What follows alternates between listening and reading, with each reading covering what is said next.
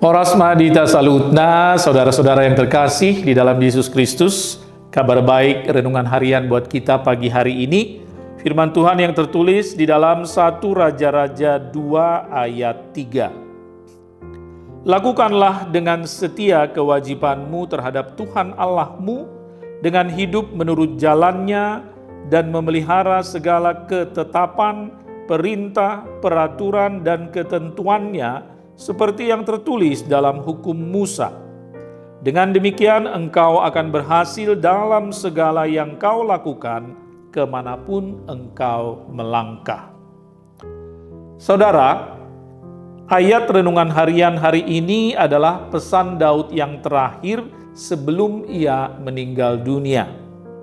Daud bukan saja mewariskan tahta kepada anaknya Salomo, ia juga mewariskan nasihat kepada Salomo. Isi pesan atau nasihat Daud kepada Salomo terutama adalah tentang kewajiban terhadap Tuhan Allah. Kewajiban adalah sesuatu yang harus dilakukan, harus dilaksanakan. Kewajiban tidak boleh diabaikan. Kewajiban yang harus dilakukan terhadap Tuhan itu wujudnya adalah hidup menurut jalannya, memelihara segala ketetapan, perintah, peraturan, dan ketentuannya sebagaimana tertulis di dalam hukum Musa. Sejak bangsa Israel keluar dari Mesir menuju tanah perjanjian, Allah telah memberikan 10 hukum Taurat melalui Musa. Di samping itu, ada juga banyak peraturan dan hukum yang mengatur kehidupan dan relasi antara umat dengan Allah serta relasi antara sesama umat Israel. Semuanya itu dibuat sebagai hukum dan peraturan agar bangsa Israel hidup tertib, teratur, dan baik di dalam hubungannya dengan Allah serta dalam hubungannya dengan sesama manusia. Semuanya itu adalah kewajiban.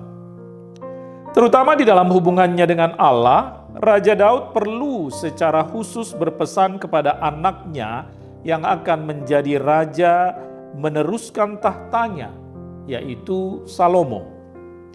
Kewajiban itu harus dilakukan dengan setia, artinya terus-menerus, jangan pernah abai. Saudara, mengapa Daud perlu secara khusus memesankan hal itu kepada Salomo? Yang pertama, karena Salomo akan menjadi raja menggantikan Daud. Raja dipilih dan diangkat oleh Allah. Tahta kerajaan berasal dari Allah. Allah adalah raja di atas segala raja. Oleh karena itu, Raja Salomo harus tunduk kepada Allah. Sebagai raja, ia harus tetap memelihara relasi yang baik dengan Tuhan, sebab ia menerima kuasa dari Tuhan. Yang kedua, sebagai raja, kadang-kadang raja juga berperan sebagai mediator antara Allah dengan umat. Maka Salomo harus terus memelihara relasi dan komunikasi dengan Tuhan. Yang ketiga, dan ini yang terutama, dengan melakukan kewajiban kepada Tuhan dengan setia, Salomo akan diberkati. Ia akan berhasil dalam segala hal yang ia lakukan kemanapun ia melangkah. Saudara-saudara yang terkasih di dalam Yesus Kristus, setialah melakukan kewajibanmu kepada Tuhan, maka saudara akan diberkati. Amin.